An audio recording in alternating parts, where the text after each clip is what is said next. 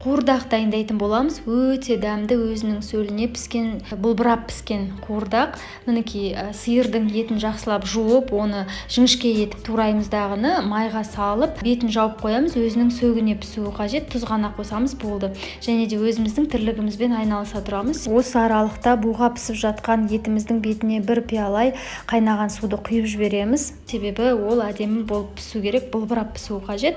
Оған дейін біз пиязды, картопты бәрін тазалап, турап дайындайтын боламыз. Мінекей, бір 15-20 минут піскен соң пиязды турап бетінен сала берсеңіздер болады. Себебі пиязда өзінің сөлін шығарған кезде ет одан бетер бұлбырап пісуге жақындайды. Және де етіміз 1,5 сағаттан кейін өзінің сөліне әдемі болып бұлбырап пісті деген уақытта картопты бетінен саламыз. Және де тағы да 20 минуттай бетін жауып қоямыз. Егерде сіздің картопыңыз тез езіліп кететін картоп болып жатса, 10-15 минуттың өзі де жеткілікті болады. Ал егерден қатты картоп болатын болса, 20-25 минутта дайын болады.